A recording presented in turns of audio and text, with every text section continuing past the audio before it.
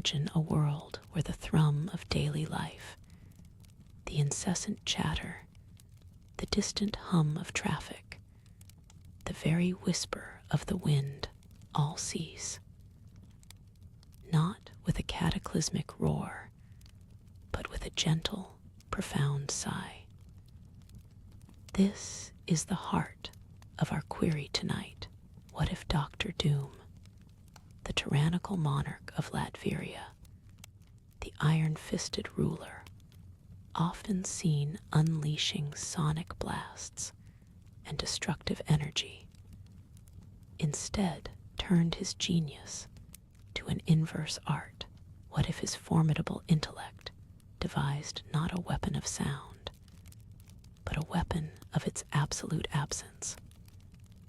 Picture the spires of Castle Doom, usually piercing the stormy skies, now silhouetted against an unnaturally serene twilight, presiding over an eerie quietude that descends upon his entire nation.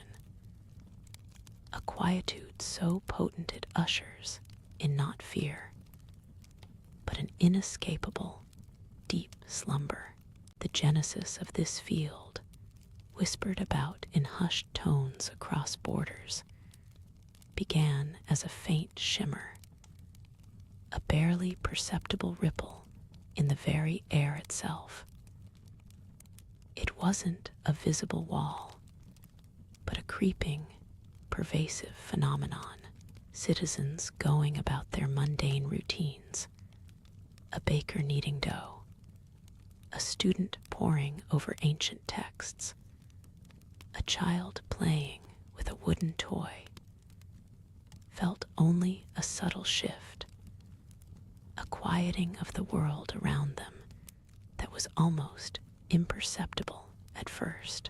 The distant bark of a dog faded. The clatter of a dropped plate seemed to soften before it hit the floor. And then a profound, enveloping hush.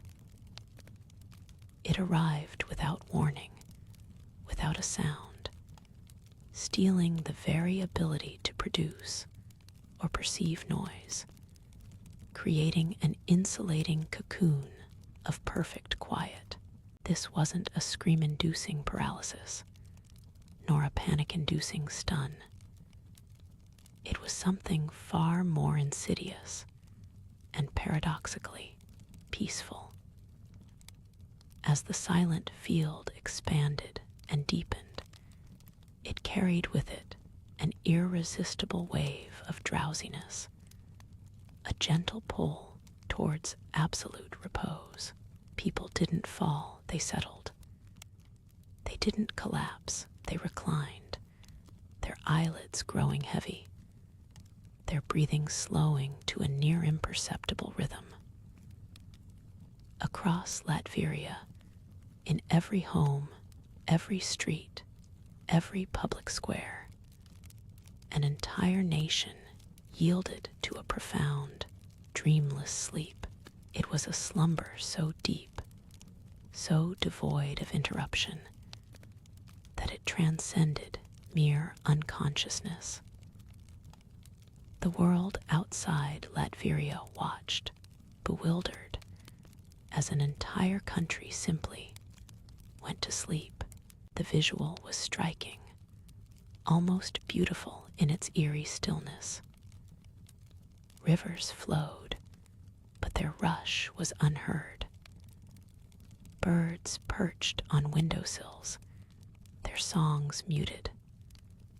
Clotheslines hung with laundry, swaying gently in a wind that made no sound. Meals remained unfinished on tables. Chess games paused mid-move.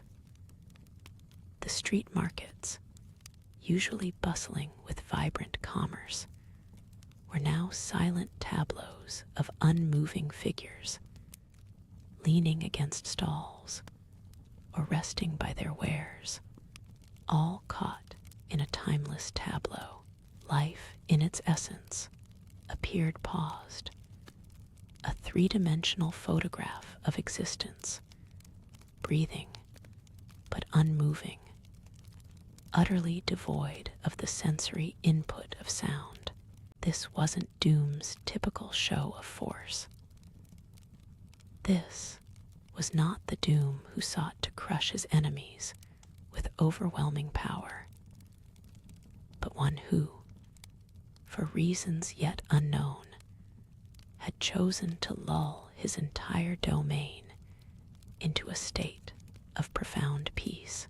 Was it a perverse form of protection, shielding his people from an unseen threat by rendering them inert? Was it the ultimate expression of control, commanding not just their waking hours, but their very consciousness? Or was it a twisted social experiment, a grand gesture to prove that true order could only be achieved through the absence of all discord?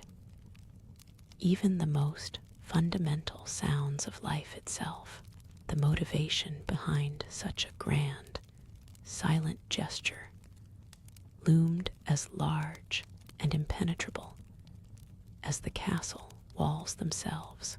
The slumber was not akin to a coma or a magical enchantment that stole life. Instead, it was described as the most perfect sleep imaginable, a state of profound rest that left no room for nightmares or even dreams. Bodies remained nourished, if gently, by their unconscious autonomic functions. The air remained breathable, the temperature stable.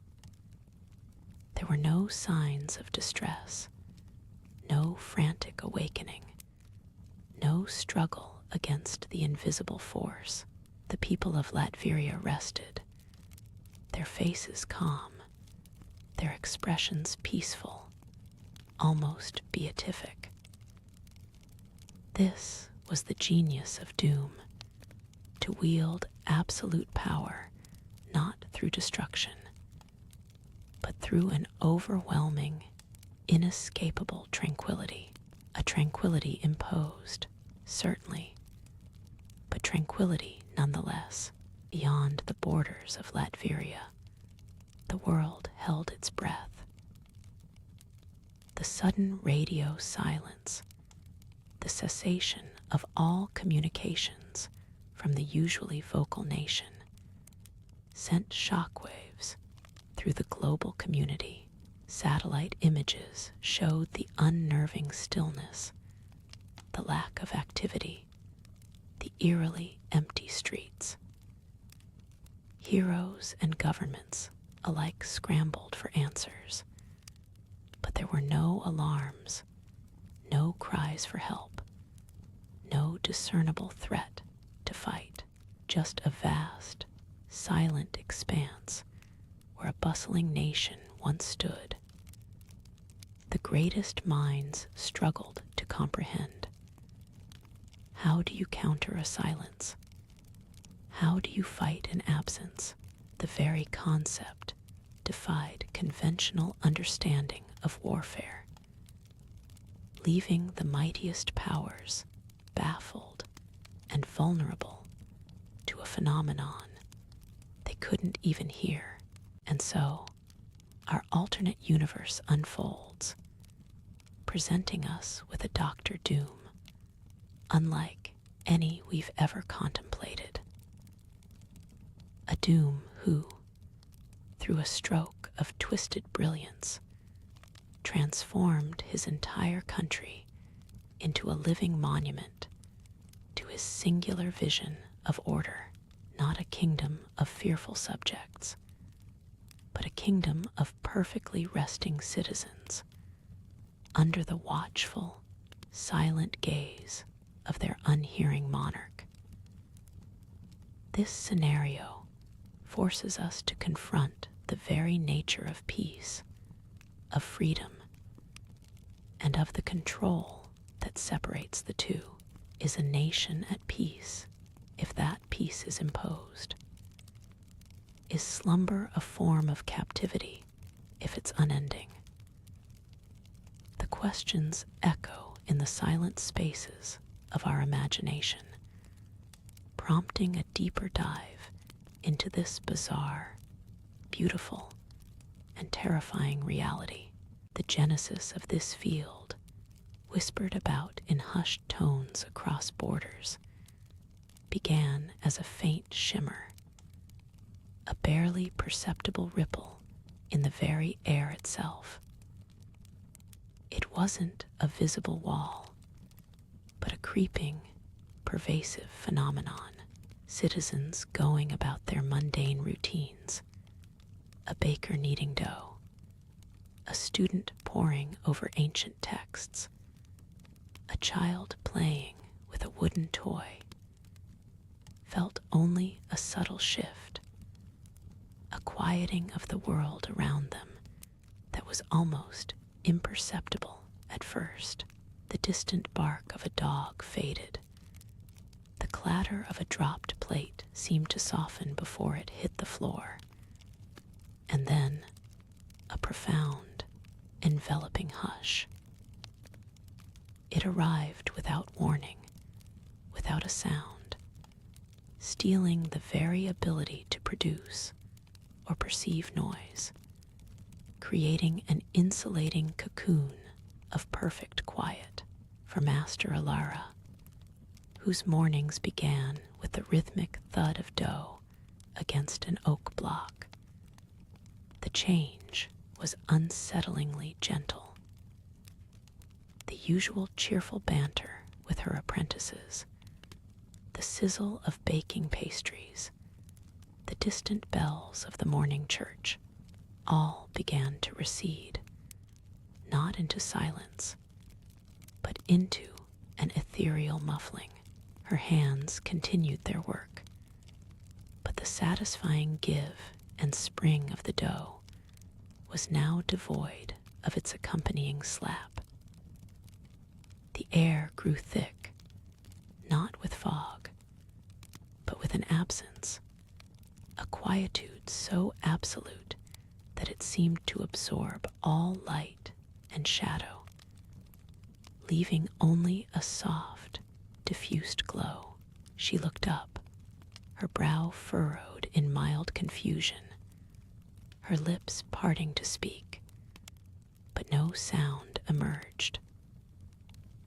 Only the slight, warm puff of her breath disturbed the pristine stillness, a silent testament to her living presence in a world that had suddenly forgotten how to echo. Across the city, young Kalen traced the ancient runes in a heavy tome, his fingers brushing over the vellum. The usual scratch of parchment, the faint rustle of turning pages, even the distant murmur of the street below his window, all dissolved into this growing void. He lifted his head, a question forming on his lips, but the words, though present in his mind, found no voice. He tried again, a desperate exhalation, but the air remained unstirred by sound. A strange, serene calm began to settle over him, replacing the initial flicker of alarm. It was not the oppressive silence of a tomb, but the profound quiet of a deep, dreamless sleep, already beginning to wrap its comforting tendrils around his consciousness. He felt his eyelids grow heavy, his thoughts drifting, untethered from the usual anxieties of daily life.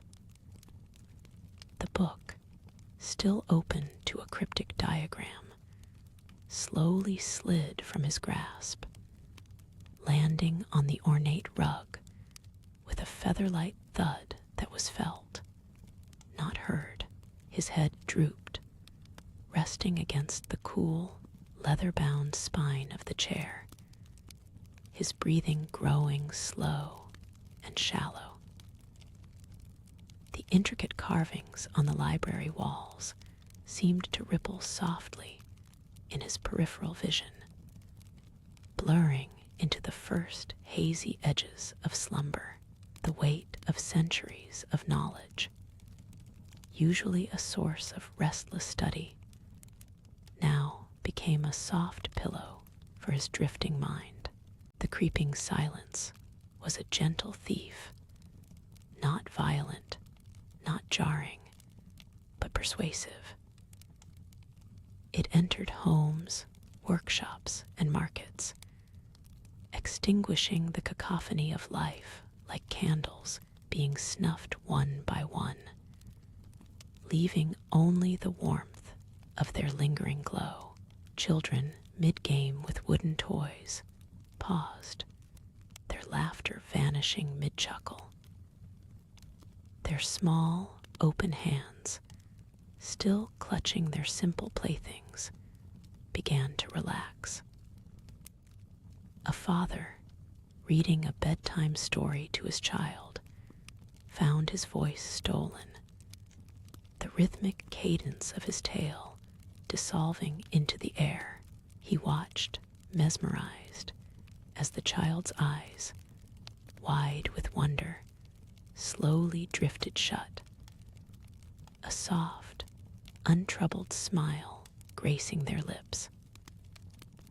The father himself felt the overwhelming peace wash over him, a sedative current pulling him down into an effortless repose. He didn't fight it. There was no terror, no struggle, only an invitation to a profound stillness he had never known. His arm, which had been supporting the child's head, slowly lowered, settling them both deeper into the plush blankets. The book, now a mute prop, remained propped on his chest, its pages still, its story unfinished but utterly unimportant. The world outside, usually a symphony of distant sounds and vibrant movement, was now a still life painting, perfectly rendered and endlessly serene. Across Latveria, from the bustling capital to the remote mountain villages, the nation succumbed. Farmers in their fields, hands on their plows, simply leaned against the sturdy wooden handles, their heads tilting, eyes closing. Shepherds, watching their flocks graze on emerald slopes, found their vigilant gazes softening, then dimming into deep tranquility. The sheep continued their slow, rhythmic munching, unheard, their soft forms undisturbed by any sound. The air, heavy with the scent of pine and damp earth, became a lullaby in itself. The very clouds above seemed to slow their procession, casting long, unmoving shadows across the tranquil landscape. The river, usually a tireless babbler, flowed with an unheard murmur, its surface reflecting the unblinking, serene sky. Life continued its motions, but without its usual audible testament. A delicate flower unfurled its petals. A butterfly beat its silent wings through the air, and a spider spun its intricate web, all in an unblemished quiet. It was a world paused, not frozen in time, but suspended in a pervasive, gentle quietude, awaiting a breath, a word, a sound that refused to come. Within the imposing spires of Castle Doom, high above the now silent capital, Dr. Doom stood on a grand, shadowed balcony. His gauntleted hands, usually clenched in command or poised for destruction, rested lightly on the cold, stone balustrade beneath the unyielding iron of his mask. His gaze swept across his slumbering nation. The city, normally a tapestry of faint lights and distant murmurs even at this hour, was now a silent diorama, each building a silent sentinel, each window a dark, tranquil eye. The absence of sound was absolute, complete, a perfect vacuum crafted by his own formidable intellect. There was no hint of triumph, no cruel satisfaction in his posture. Instead, a profound, almost contemplative stillness emanated from the armored figure. He had seen the restless ambition, the petty squabbles, the endless anxieties that plagued his people. He had witnessed the unceasing thrum of discontent, the clamor for more, the fear of less. And now he had granted them perfect repose. A single, unseen pulse of energy, the core of his silent field, hummed in the depths of the castle. A soundless heart beating at the center of this profound stillness, maintaining the perfect, dreamless slumber. Was it a gift or the ultimate act of control? Only Doom knew, and his mask betrayed no answers, only a perfect, unmoving reflection of the silent stars.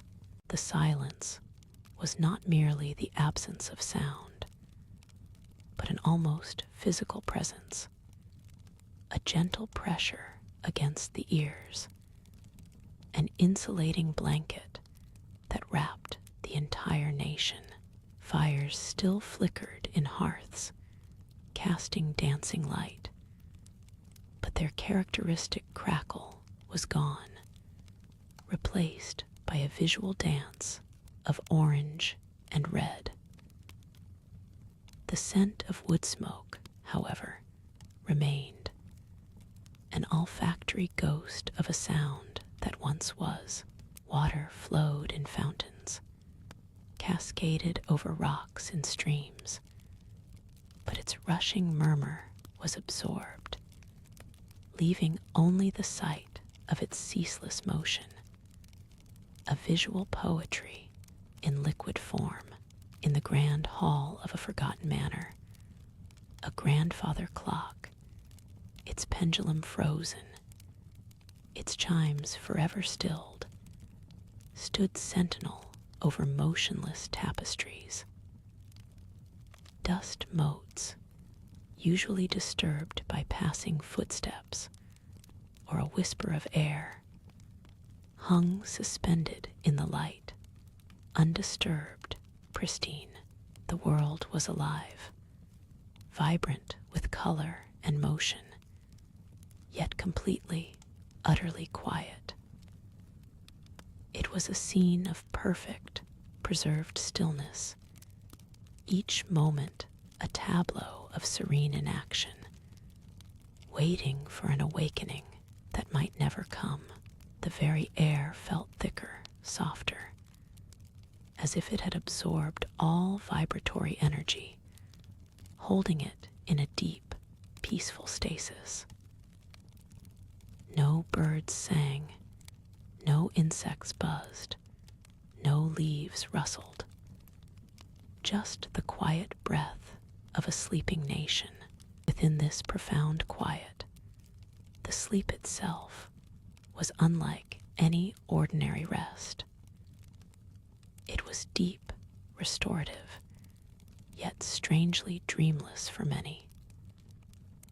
Minds, freed from the constant barrage of sensory input, from the internal monologues of worry and planning, drifted into a vast, comforting emptiness. There were no nightmares to disturb the peace, no urgent thoughts to puncture the tranquility. For those who did experience visions, they were soft, amorphous, like clouds drifting lazily across an endless sky, not stories with beginnings and ends, but pure sensations of warmth, calm, and utter safety. The sensation of existing was reduced to its simplest form, the gentle rise and fall of the chest, the slow thrum of a silent heart. Time seemed to lose its meaning, stretching out into an infinite present. There was no past to regret, no future to anticipate, only the soothing, enveloping now.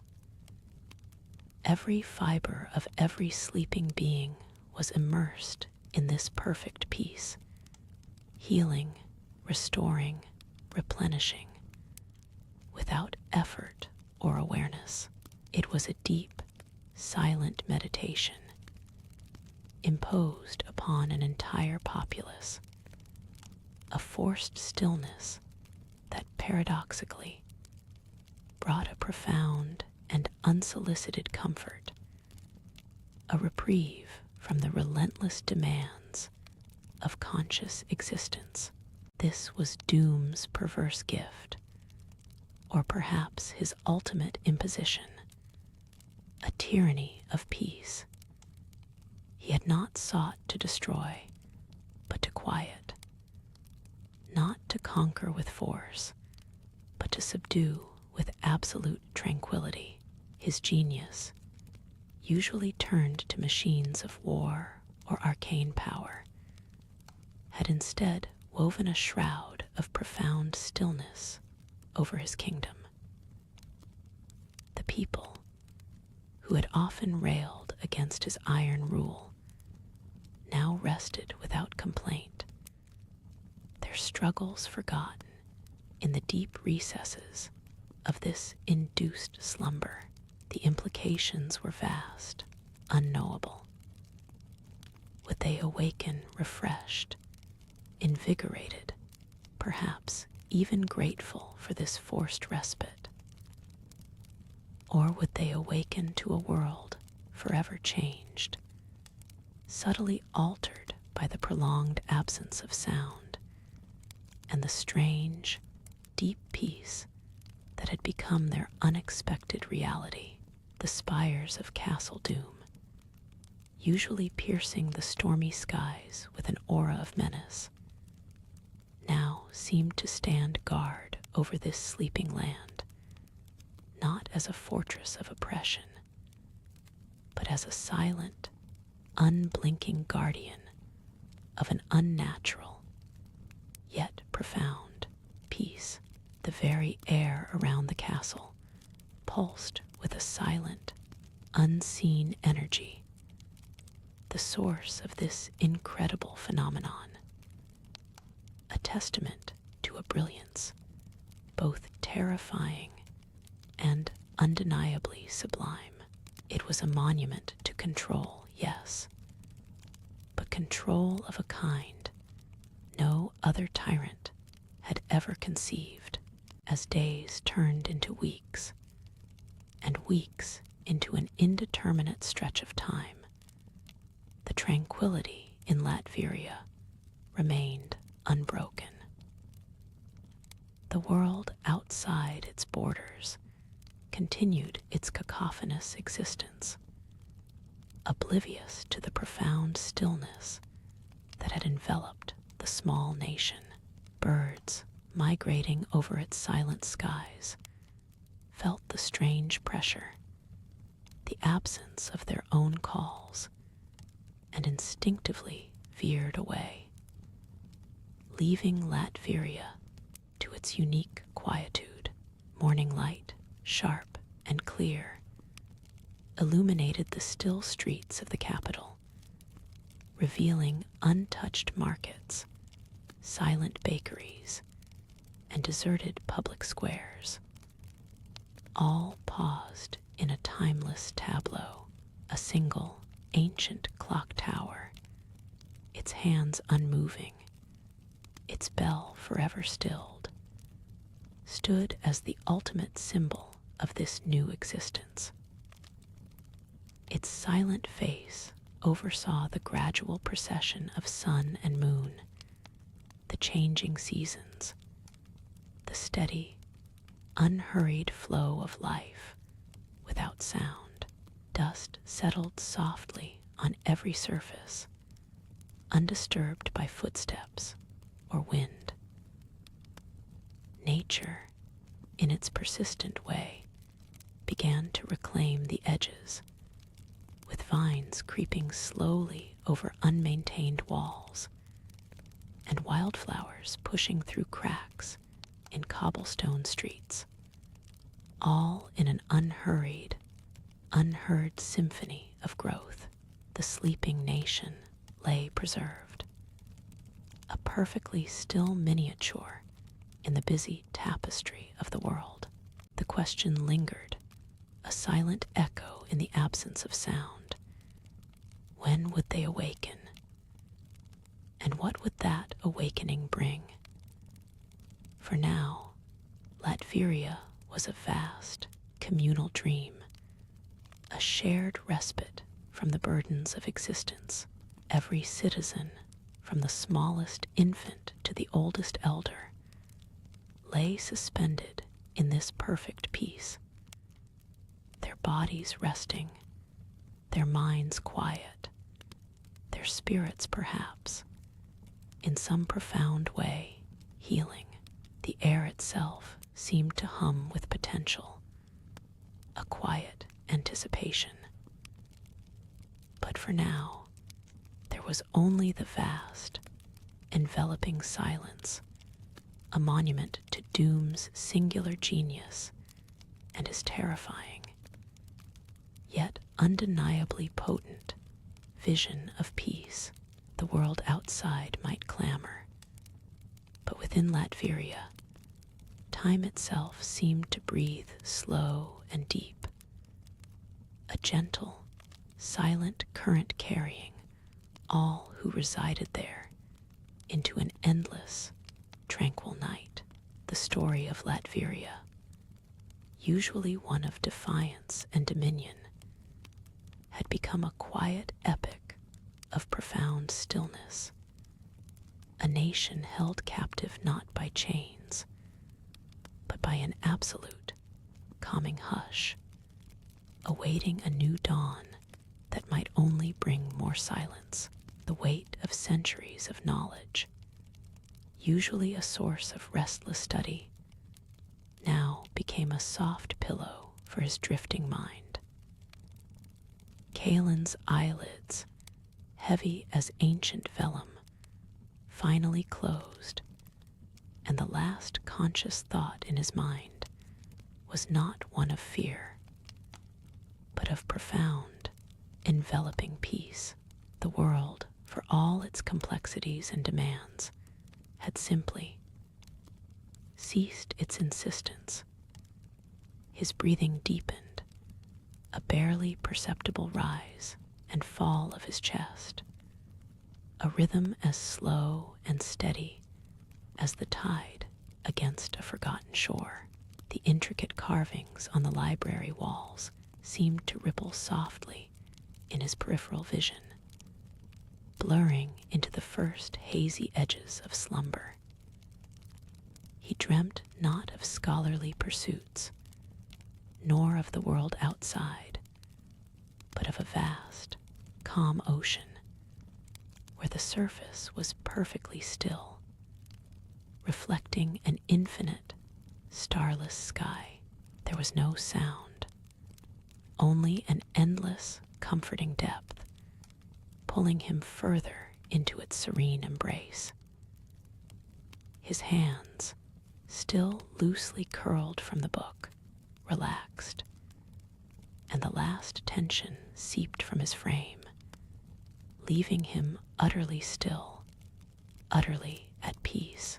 Out on the cobbled streets, the phenomenon wove its way through the populace with the subtlety of a mist, rather than the force of a storm. A street vendor, meticulously arranging baskets of fresh bread, felt the rhythmic thud of a distant blacksmith's hammer vanish mid-stroke, the lively chatter that usually accompanied the morning market, the haggling voices and children's shouts, dissolved into a collective, almost sacred hush. Her hands paused, hovering over a pile of golden loaves. She tried to call out to a passing customer, but her voice, usually robust and clear, produced nothing but a breath. A sudden, unexpected wave of weariness washed over her, a soothing heaviness that made her knees feel weak. The sharp scent of yeast and warm flour, usually stimulating, now seemed to lull her. She sank slowly onto her stool, her head bowing, her eyes closing. Her dreams began to form even before full consciousness faded. Images of perfectly silent, golden fields stretching under an eternally calm sun. Above the city, nestled in one of the spires of Castle Doom, a lone sentinel stood vigil. Sergeant Volkov, usually braced against the biting wind, and the constant, low thrum of the castle's machinery, now found himself enveloped in an unnerving, yet profoundly peaceful stillness. The usual clink of his armor, the creak of the ancient stone underfoot, even the rustle of his cloak, all had vanished.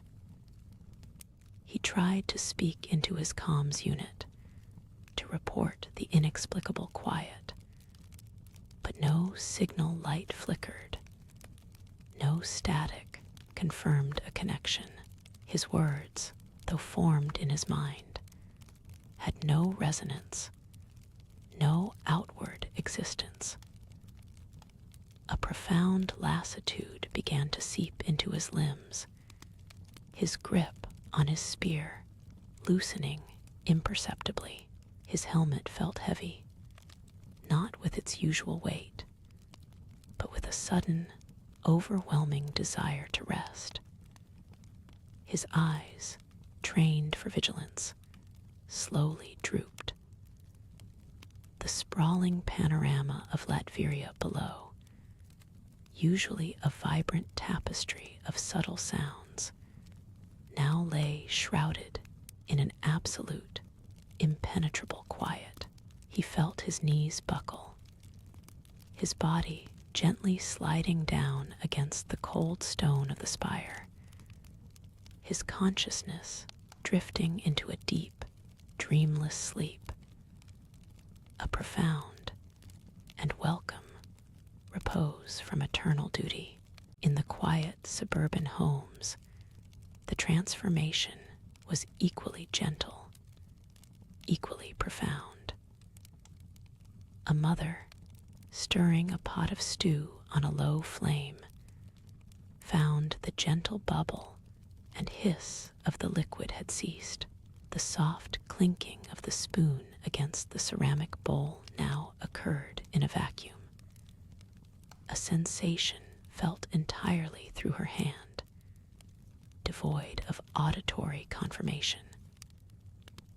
Her two young children, usually a riot of giggles and toy clatter, were now perfectly still in the living room.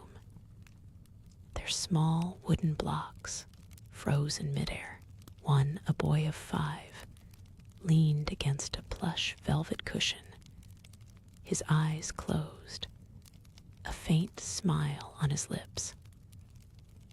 His sister, a toddler, lay curled on the rug, a toy soldier clutched loosely in her hand, her breathing slow and shallow.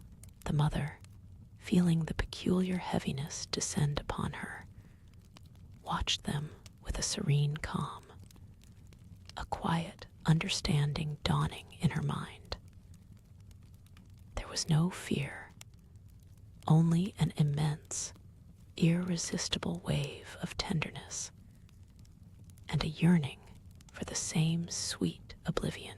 She set the spoon down silently, a silent ripple of liquid marking its absence, and allowed herself to sink onto a nearby chair, her head tilting back, her eyelids gracefully falling shut, even beyond the city limits, where the vast, ancient forests of Latveria stretched. The silent field began its gentle embrace. A lone deer, grazing peacefully in a sun-dappled clearing, paused its chewing. The rustle of leaves underfoot, the faint buzz of insects, the distant call of a hawk all evaporated. It stood, head slightly tilted, as if listening to a silence deeper than any it had ever known. A profound lethargy settled over it, dissolving its natural skittishness. Its legs, usually poised for flight, softened, and it slowly sank to its knees, then curled gracefully onto the mossy ground. Its eyes, wide and dark, slowly closed, and its breathing grew even deep. The forest, once alive with the subtle symphony of nature, became an immense living tableau, a sculpture of stillness where every leaf, every blade of grass held its breath. The very air seemed to hum with the absence of sound, a resonant quietude that permeated the very roots of the ancient trees, lulling every living creature into a profound, restorative sleep. The genesis of this pervasive calm was not an explosion, nor a wave, but a gradual, infinitesimal thickening of the air itself, perceived not by the ears, but by the very soul.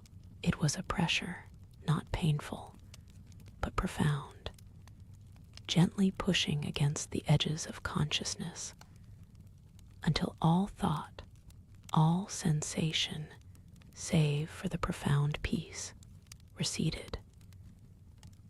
It was a masterpiece of control, a testament to a singular genius that understood not just the mechanics of sound, but its very essence, its necessity, and its inverse from the highest spires of Castle Doom, where shadows deepened and lengthened into the unnatural twilight.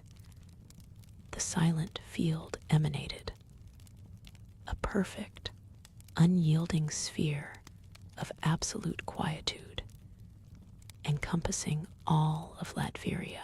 No alarms blared, for sound was impossible. No frantic whispers carried across borders, for all voices were stifled. The nation, vibrant and bustling mere moments before, was now a portrait of serene, dreamlike repose, a vast, living sculpture of profound, uninterrupted slumber. The light itself seemed to bend to this new reality, growing softer, more diffused, as if the very photons hesitated to disturb the perfect stillness. Shadows lengthened, not with the sharp edges of an approaching night, but with a gentle, blurring quality, softening the contours of buildings and landscapes. It was as if the world had collectively taken a deep, silent breath and decided to hold it indefinitely. The rivers flowed, yet their waters made no sound. The birds perched in trees, their feathers ruffled by an unfelt breeze, but their songs were lost to a world that could no longer hear. This wasn't the silence of death, but the profound quiet of hibernation, of a world reset, given an unforeseen, universal reprieve from the constant barrage of sensory input. Every citizen, every animal, every rustle of leaf now contributed to a single, overwhelming symphony of perfect quiet. A state of being where existence was felt, not heard, dreamt, not lived awake. The sleep was not induced by force or fear, but by an exquisite, almost seductive invitation. It peeled away the layers of daily anxiety, the subconscious tension, the incessant mental chatter that accompanied waking life. It was a gentle unburdening, a profound release. For those who succumbed, there was only the quiet slide into comfort, the effortless drift into a realm where worries had no echo, where the self found peace in absolute stillness. From the smallest infant in its cradle to the oldest elder in their rocking chair, the effect was uniform, democratic in its embrace. Latveria, the nation known for its iron will and the looming presence of its sovereign, had become a haven of absolute, perfect tranquility. Not a single whimper, not a single sigh, not a single dream-mumbled word escaped the lips of its people. Just the silent, rhythmic pulse of life, moving deeper into the restorative, dream-laden depths. And so, under the unwavering gaze of Dr. Doom, Latveria slept. Not in fits and starts, nor burdened by dreams of anxiety or ambition, but with a profound, untroubled stillness.